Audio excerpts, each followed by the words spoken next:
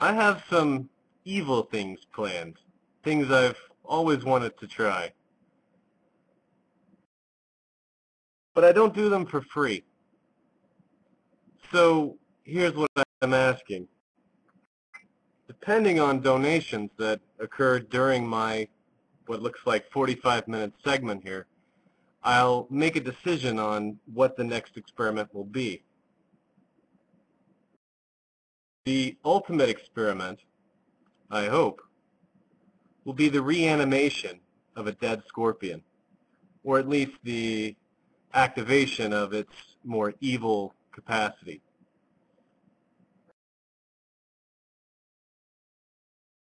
For, let's say, $1,000, we'll attempt to reanimate a scorpion.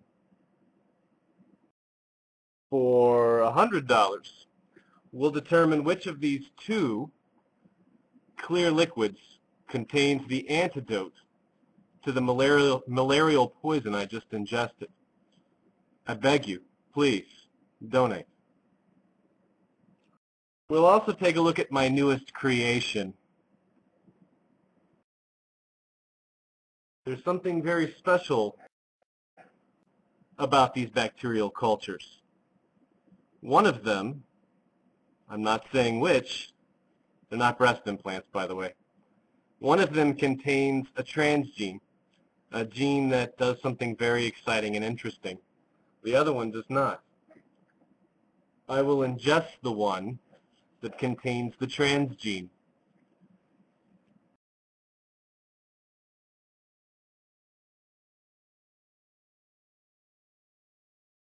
Guests can now chat. I've also got a few things I'd like to look at under the microscope. We'll do those for free.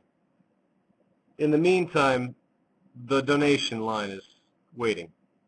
Links above. I've also got some devices to teach you how to build.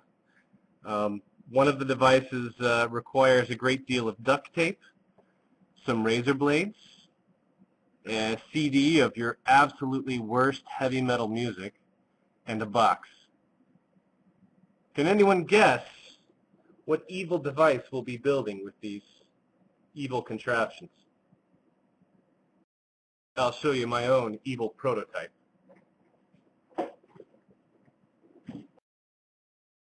As you can see, it's been insulated with aluminum foil, and on the very top it has two razor blades.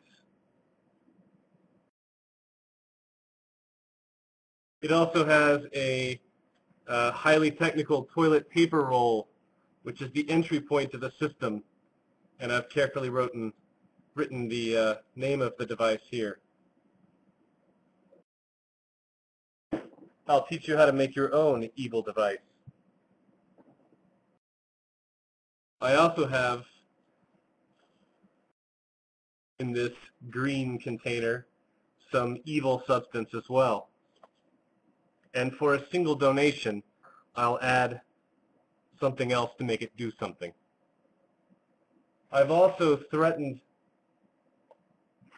the denizens of the small village that lives beneath this volcano, the small people living here along the rim of the volcano, that if I receive enough donations, their lives are about to become very interesting.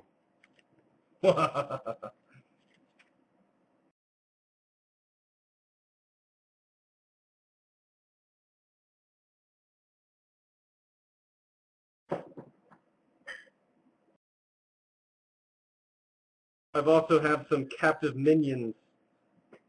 There goes one of my minions. He's escaped. Oh God. Where's he gone? My minion escaped. Oh well. There's always another. Come, little scorpion minion.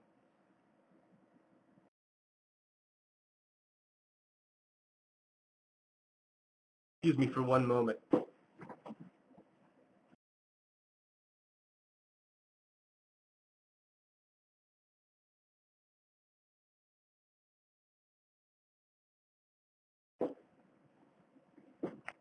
We'll start with the least interesting experiment. We have here some hydrochloric acid and some sort of horrible substance here. Has anyone donated any money? No? Yes? Is anyone running off to spend any money? All right, all right. Thank goodness. I really hope this doesn't destroy my laptop.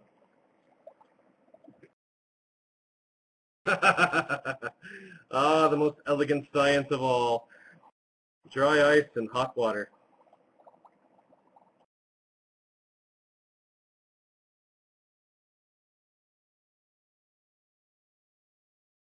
Forgotten what some of the things that I put aside are.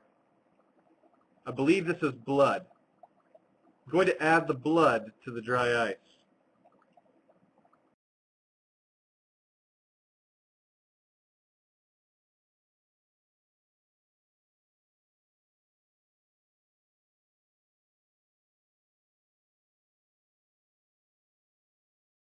I believe those are cells emerging. No doubt evil. Evil cells.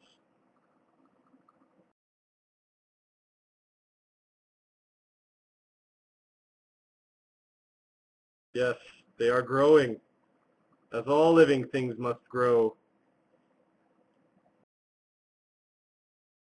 And also turning red for some apparent reason. Okay, I'm going to drop the character. This is dry ice, hot water, and dishwashing detergent, plus a little red food coloring. Interesting to see where the red ends up, because it does actually end up in the bubbles.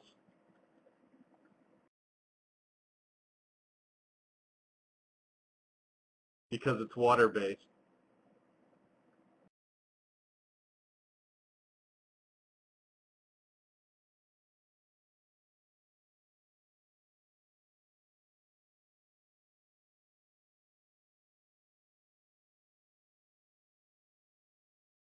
Ah! Oh.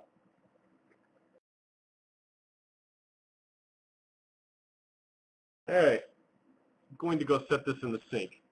Hold on a minute.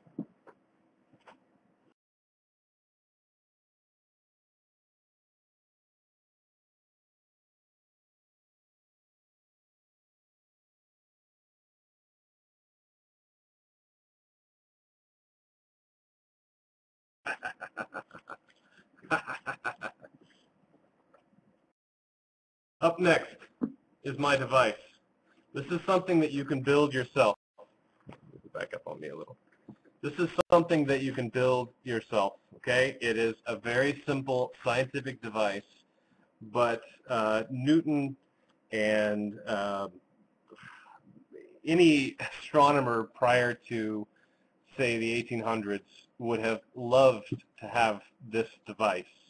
And it's something you can build yourself from things that you might have lying around the house, especially if you're a heroin addict and you happen to have razor blades sitting around at all times. Or is that cocaine? I don't know. So what I've done, and I'm going to recreate the process with you, and I really did lose a minion. I had a tree frog that I caught outside, and it seems to have escaped. So if a tree frog comes hopping through later, let me know.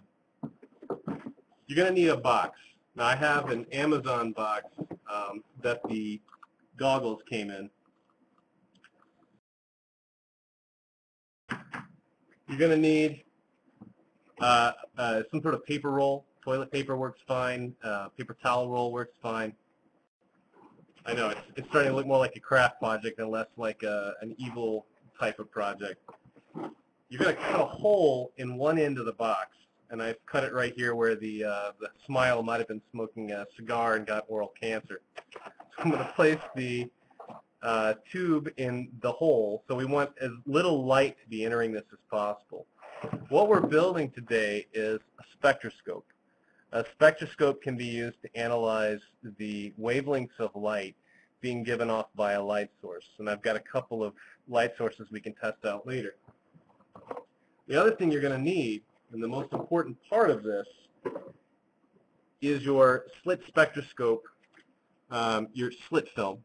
So what you're seeing here as I shine the light through this is it diffracts the light. And we're going to need that. So this CD essentially is the working element of your spectroscope. But we're also going to need to create a slit. Slit, guys, slit. For that, we have a hole here, but we're also going to cut a very tiny hole here. And you probably want to make it a bit more even than I've done. Right? Once you have your slit, you're going to want to take razor blades, and if you're under the age of 18, make sure you consult an adult. You're going to want to take razor blades and tape them so that they're almost touching over this slit. The point of this is to restrict the amount of light that comes in and to create that slit. You want them even all the way up and down until they're almost touching. Okay? That forms the slit that we'll be using. On the inside of the box, once you've got your razor blades taped in, you're going to want to tape the reflective side of your CD, not the printed side, but the reflective side. Tape it so that it's opposite the slit that you've cut in this side of the box. Now, you're going to want it so that the edge of it receives the light from the slit, because we're going to be basically looking at, using our hole in this end of the box, we're going to angle that tube so that it points at the CD. Because you're going to be looking at the light coming from the slit that hits the CD, and you'll see a pattern. Now, I've got one set up over here, and I'm going to switch camera feeds so that you can see it. The camera that I've got in there is an old camera. It's very low resolution, but we're going to use it to analyze the spectrum of a couple of different light sources. I've got an LED light source, an incandescent, and I've got a mercury vapor. All right, so those are the basic components. Once you've got the components together, you've got the CD here, you've got the slit here, and you've got your cardboard tube here. The next step is to make the whole thing light tight. So that means a lot of duct tape. Duct tape around any places where light could get in. Otherwise, you'll be picking up a lot of ambient light, which you really don't want. All right? So back to the finished product, you can see that I've got it set up, cardboard tube here. I've got my slit set up here, and I've made it light tight by covering it with aluminum foil duct tape, and I have black duct tape. And then, of course, I've elaborated a little bit by adding some flavor to it. All right, and I'm going to switch feeds, and you're going to be seeing, let me move my bacterial cultures out of the way.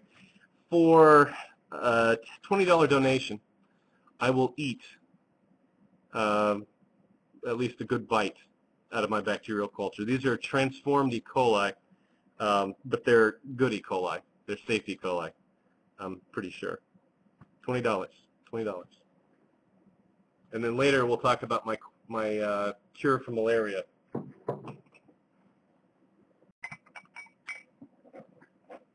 I've managed to get a lot of stuff here. All right, so we're going to switch feeds. You're going to see in just a moment the inside of my spectrophotometer.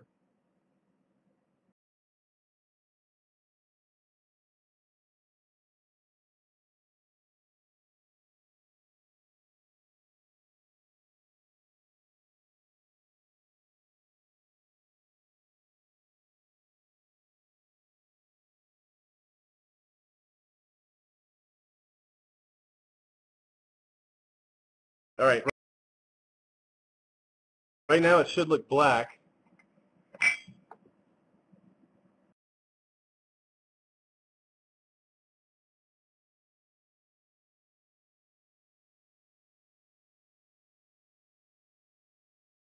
Can everybody hear me? Can I get a thumbs up?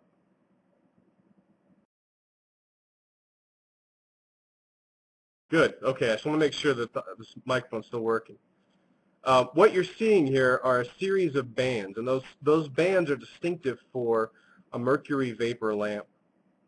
Now I'm going to take that away, and I'm going to switch out to an LED-based source, and I want you to see the difference. Now this is a white light LED, but you'll notice that the banding pattern is different. Now we can use this to analyze light sources. Of course, scientists use this to analyze the spectrum of stars. All right, we're switching now to the LED.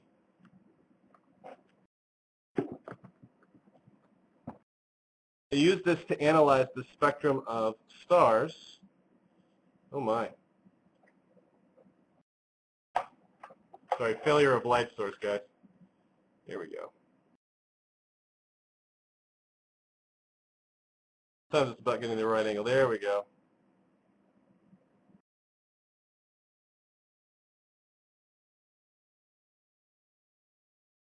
Oh, it looks like it's a little bit out of focus. Notice, though, that there are two banding patterns, right? The LED there, actually there's three. The LED is actually using three independent LEDs to simulate white light, and the spectrophometer is sort of breaking them down. So what you're looking at there are the broken down spectra of light that the LED is using to replicate the effect of white light. So it's not full spectrum light, in fact. So how do we get full spectrum unbanded light? Well, all you need is an incandescent source. Now remember, incandescent means you're heating something to a tremendous heat, and the electrons that are coming off of it are much broader band. So this is your standard high energy, screw you hippie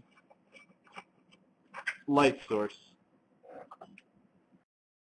All right, and we should see a continuous spectrum there. So if you want, you can call it your rainbow in a box.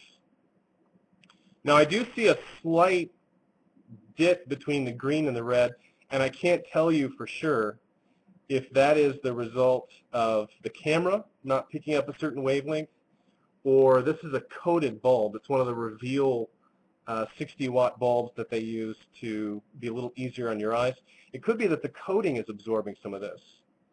Now, one of the applications of this, as I understand it, is you could differentiate between expensive and inexpensive olive oil or white wine, because they'll be absorbing, based on their chemical content, different spectra of light. So this little handheld device that any of you could probably go out and build this night, you could run out and build it, you could then use for a variety of different scientific applications. All right, very easy to do and build. Cool? Now, who's up for donating a little bit of money for the science? Huh? Just a little bit. I've also got attached to my computer right now a microscope, my kid's microscope toy. It does some pretty awesome stuff, though, and I would love to show it to you, but I gotta have some donations. Her up.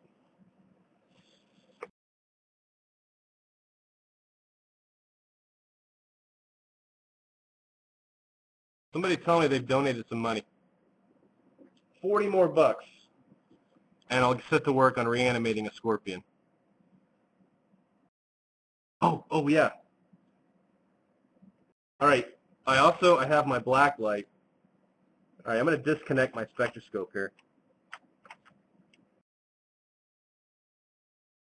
Somewhere around my house right now is a tree frog, and he's pissed off. He's going to smother me in my sleep. So if I mysteriously disappear, it was the tree frog.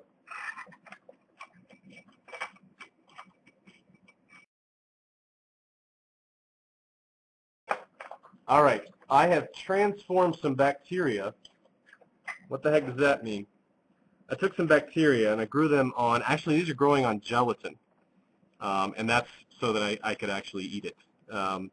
These are highly transformed E. coli. I don't recommend ever going out and eating E. coli, although they're down in your gut all the time. So E. coli are the bacterial lab rats, and we use them for a variety of applications. On these, I added a plasmid to that was taken from a jellyfish. So I think you guys might know where I'm going with this. Anybody guess what gene I transformed them with? 20 bucks and I take a bite. That's right, glowing. In fact, there's a easy to find, oh, I turned it upside down. There's an easy to find plasmid out there that contains the Acoria, I forget what Acoria's last species name is, but the Acoria jellyfish has a glow gene, a GFP. That's green fluorescent protein. And we've transformed it into the bacteria, and they, I hope, are expressing the plasmid. The transfection of their transformation efficiency is very low, so probably only 1 out of every 100 or 1 out of every 1,000 actually has the plasmid in it. It's only going to glow when it's under the black light, and I have not tested this yet, or I tested it early, it did not work well. So I'm hoping with the darker light conditions that we'll be able to see this. All right, I'm going to move the camera. You might get nauseous as I jiggle it around. So here are the two cultures. Let's see if we can differentiate between the two. It's going to get dark here for a minute.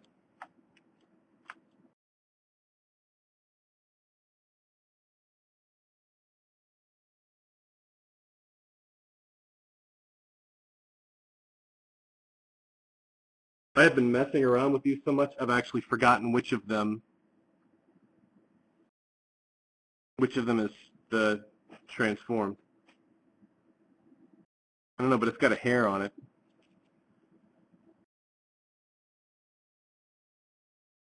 think that's it right there. There's a faint glow coming from that colony right there. I'm used to working with high energy UV, so this little black light doesn't provide nearly as much energy. But that one right there is definitely glowing a little. That's kind of what I expected, is it's fairly low transformation efficiency. I know, it's never like in CSI or the movies, right? Where it really glows and they scrape it up and they walk around with it. That's usually a chemical reaction. This is a biological reaction. So the question is, do I eat it now? All right, so I can eat it now. Again, this is gelatin, E. coli, meat.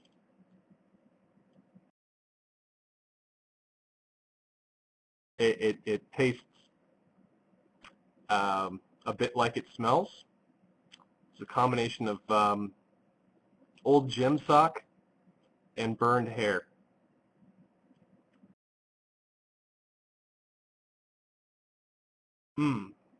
Wonderful.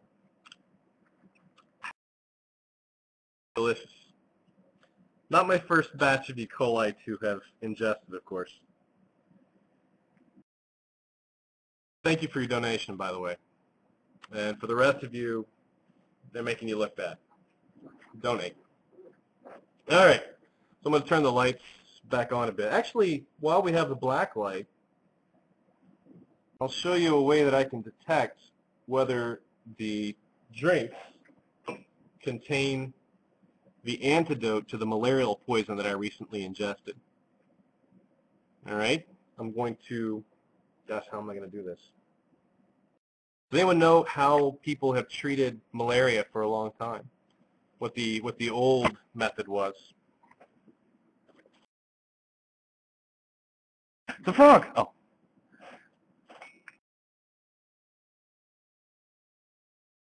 Quinine. Very good. Quinine has the property of being fluorescent in the presence of UV. So the question is that fluorescent? There we go. Can you guys see the faint blue glow? See how it's glowing? It's slightly blue. All right, so I know from the UV excitation wavelength of this beverage that when I drink it, it's going to treat my malarial poisons.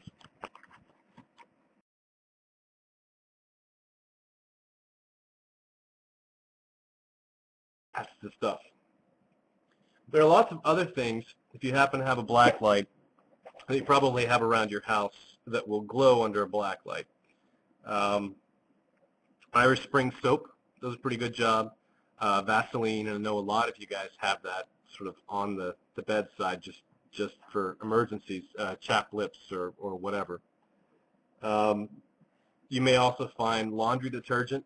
Anything with a bleaching or whitening agent in it will probably have a fairly exciting glow under a strong enough black light. All right, little more back here because I'm hungry. All right, $20 more? Okay, that justifies. I wanted to do it anyway. Let's take a look at the microscope. Are you guys cool with that? Can I get a thumbs up for microscopes? Can I get any thumbs up for microscopes? Okay, there we go. All right, this is my kid's microscope. Wow, that's bright. It's a QX5 digital blue. It's no longer available on the market. We bought it about 3 years ago. It has a 10x, a 60x, and a 200x power. What I've got for us to play with are a couple of toys, and then I'll try some living animals. No animals will be harmed during my segment. I don't want to do that, except for me, of course, when the E. coli finally kicks in. First thing we're going to look at here is a moldy bit of strawberry I found in my refrigerator today. And we'll take a look at what that looks like under the microscope. Thin sections work best. This one's fairly thick, so we might have some difficulty getting enough light on it to make it look good. So I'm going to switch the camera feed now. No, we're not doing sperm.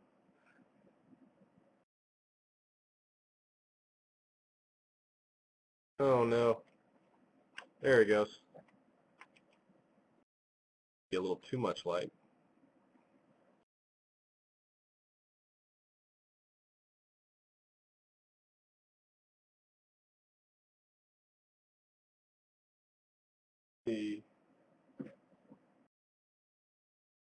Got myself a pointing stick. That's my pointing stick. It's a bamboo skewer. Those are the seeds. This color's a little bit warm because of the light source.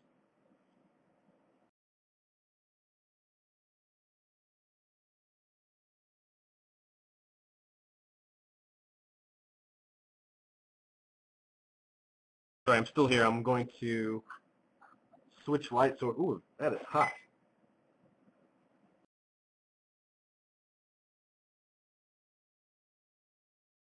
So I'm going to switch light sources here real quick.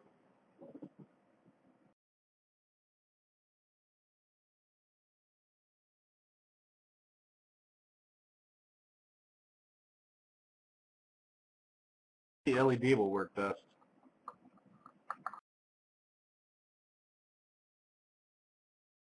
So excited about animating a dead scorpion.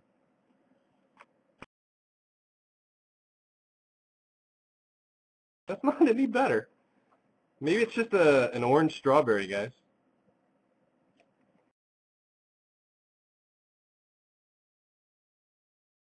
All right, we're going to switch from 10x to 60x. See if we can't find something in focus. All right, it's time to animate us a scorpion. Let me get the pointing stick out and find some interesting glowy bits.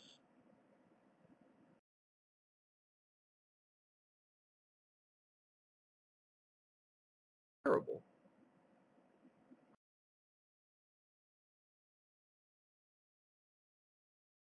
All right, we're going to switch over to a piece of lime peel. Maybe the color won't make me quite so unhappy.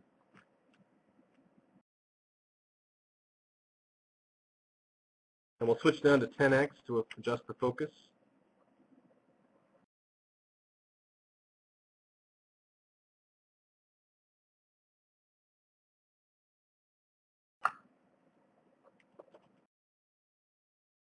Oh, that's better.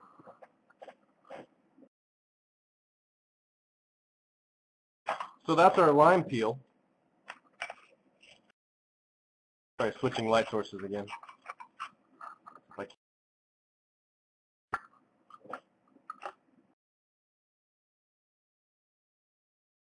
Okay, and let's zoom in on 60x.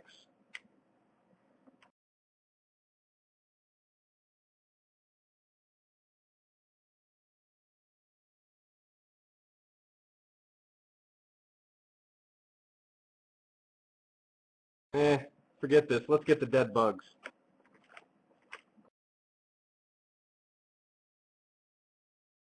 I've got a scorpion here, and it freaks me out to touch this thing. This will be the one we'll try to animate. So there's the working end, by the way.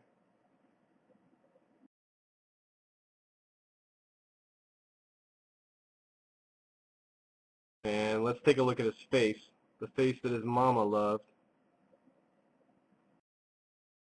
I'm going to use my pointing stick to tell him who's boss. And there's the top of him. This little guy was crawling around my bedroom last year, and he's been drying in a little drying chamber ever since. Said no animals will be harmed during the show, but I'm sorry if a stingy thing comes in my bedroom, it's fair game. All right, let's zoom in. Let's see if we can take a look at that stinger and find out if it's barbed or unbarbed. That's a scientific question, right? See how much easier biology is than those crazy chemists and physicists? We're way better.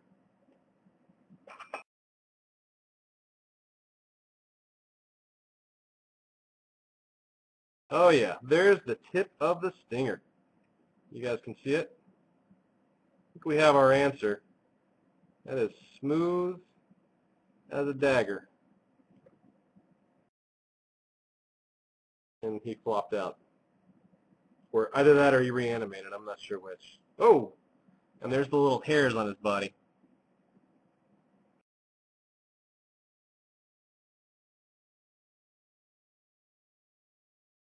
Then back to 10x. Ooh, he's mad.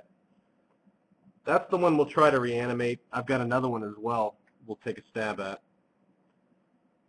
Let's take another one of my phobias. He's falling apart, though.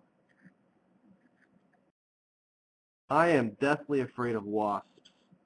I'm not quite sure which one this is. I'm not a very good biologist when it comes to things you can see with the naked eye, but this little guy died on my windowsill. He's dead. He's very dead. He's been dead for a long time.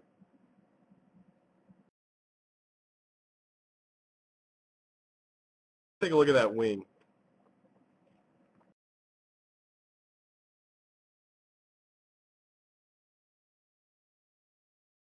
This microscope, by the way, costs about $100. They now have one called the QX3. If you just want to screw around, I mean, $100. It's like, what, a video game and a half, right? Think about all the cool stuff you could do, like looking at dead bugs and looking at dead bugs.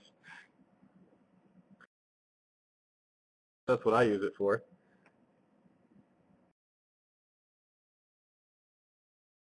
Okay, you need a lot of light to get these things. There we go. There we go. Now we're seeing something. Little movements.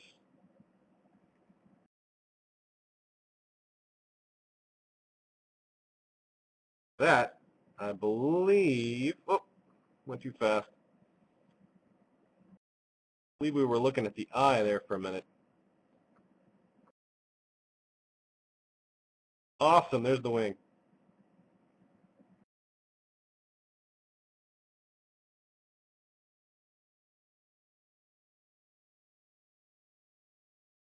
That's pretty cool. You can see the channels in the wing. All right, since you guys met the donation requirement, I'm going to mix, like my ancestors before me, electricity, dead thing, plus salty water. We're going to see what happens. I have absolutely no idea how this is going to go.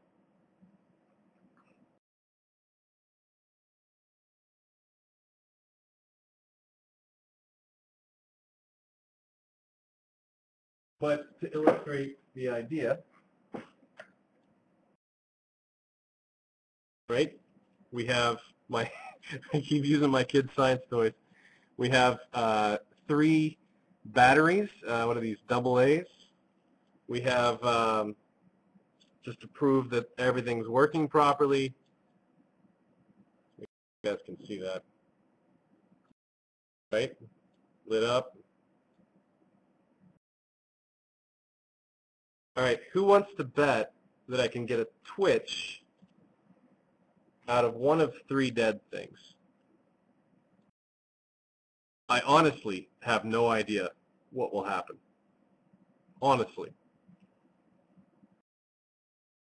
I have the tail of a gecko. I know that sounds like a witch's brew kind of thing. Was it a gecko? Yeah, it was a skink or a gecko. I don't know what the common name is, but or the scientific name. I know the common name is gecko. That he dropped behind him to avoid me eating him. You know how they will drop their tails as a defense mechanism. I've got a small chamber.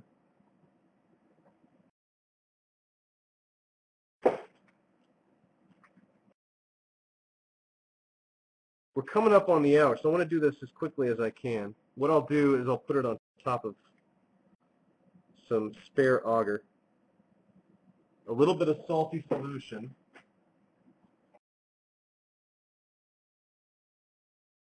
and then I'll apply electrical charge. The reason I think this might be interesting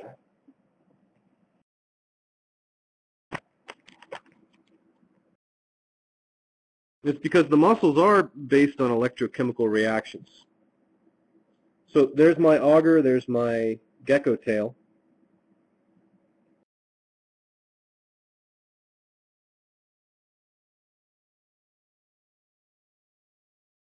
And the gelatin will provide the substrate for us. Sorry guys, I'm going to have to drop the camera here for a minute. Let's see.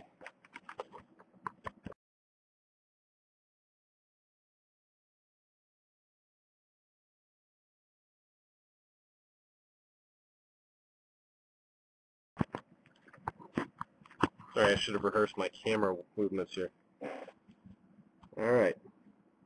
Here we go. Gecko tail test number 1.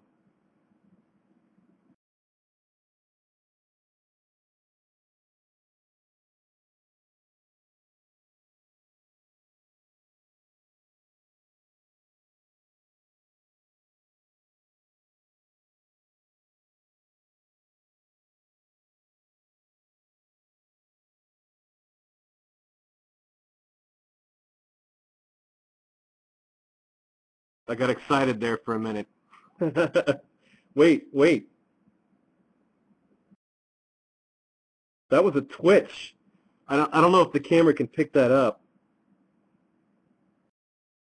No, it's not doing it. That might have been all it had left. And I really think it has to be more recently dead. This little guy dropped his tail yesterday. Let me line it back up, see if we can replicate that. A little more salty water.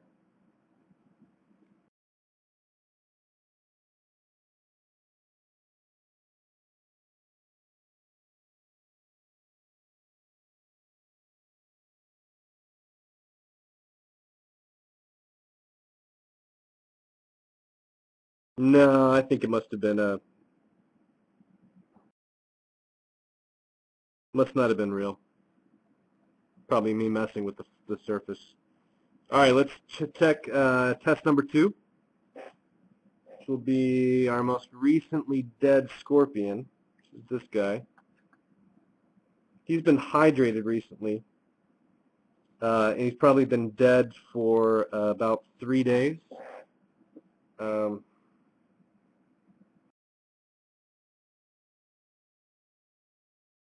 What do you think, guys? Give me a prediction. If you get it wrong, you have to be honest and donate. Think it's going to move? Yes? Here we go.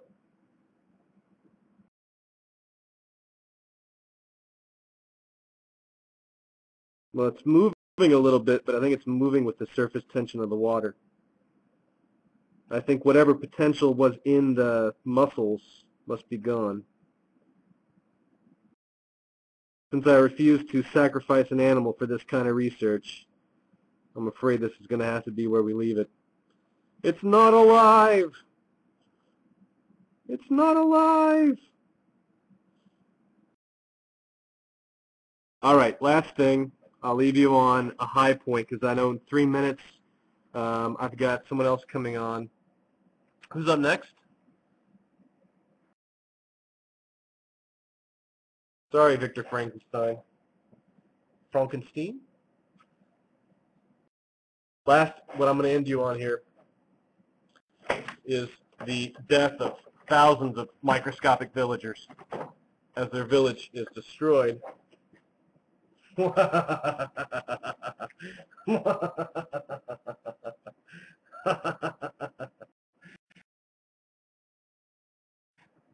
Wait, where did I put it?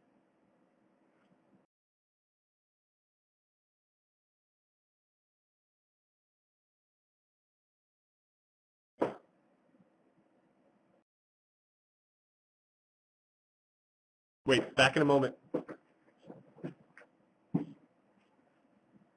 Oh, wait. No, now I remember. I put the blood in the test tube. This is going to be interesting. No one can predict what's about to happen, right? No one. Die, little villagers. Die. The ground shakes. The villagers say, "The mountain! The mountain!" The initial explosions are somewhat concerning. "Oh no, someone call MSF! Help us!"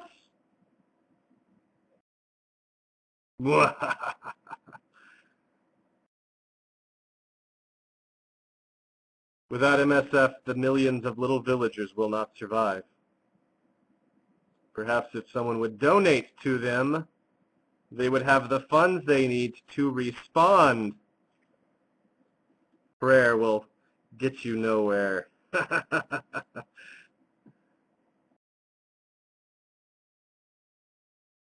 All right, I have to surrender control. Thanks, guys. Don't forget to donate.